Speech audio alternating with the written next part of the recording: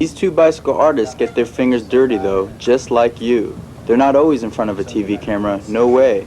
In order to keep their scoots running smooth and looking sano, they go over their own mounts, like James Bond checking out the scene, not missing a speck. When you're 15 feet above the ground, you don't want your bike to break down. So these two go over every nut and bolt, making sure all is tight, making micro adjustments that can prevent serious accidents.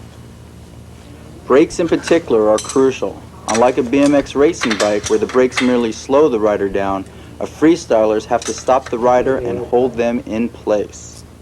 Some tricks fail before they're even tried due to weak brakes. To a freestyler, brakes are as important as food. And if you know how those guys eat, you get the message.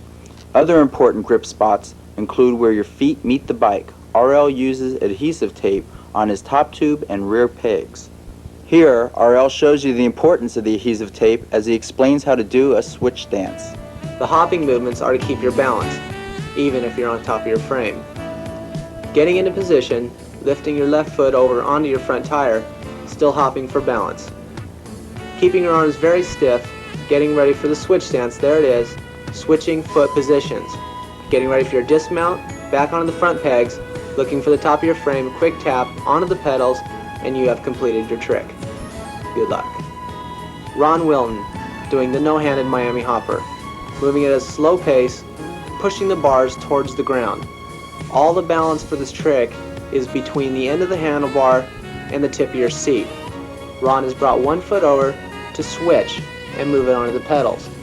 He is now standing on the opposite foot. Letting go of the front brake lever, bringing his left leg over, which is going to replace his hand. He has moved it onto the tip of his brake lever. All the balance movements here are the same once your hands are completely lifted off. It is very important to learn to move your left foot with the handlebars and the end of your seat. And there it is, the hands are off and the balance movements are still the same. Getting his hand back on the handlebars and grabbing his front brake. You will need those front brakes on the way out.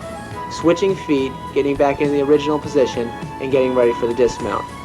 The quick jolt backwards to finish up the trick, grabbing his handlebars, and the trick is completed.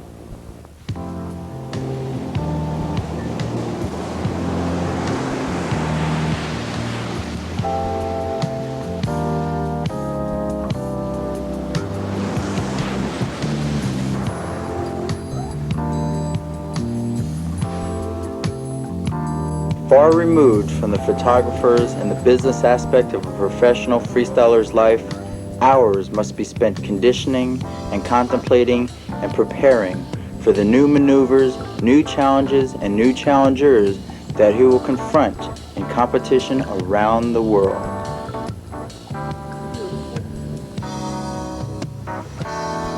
Hours spent reviewing past performances, going over videotape hundreds of times to correct imperfections or to find out why some routines work while others fell flat.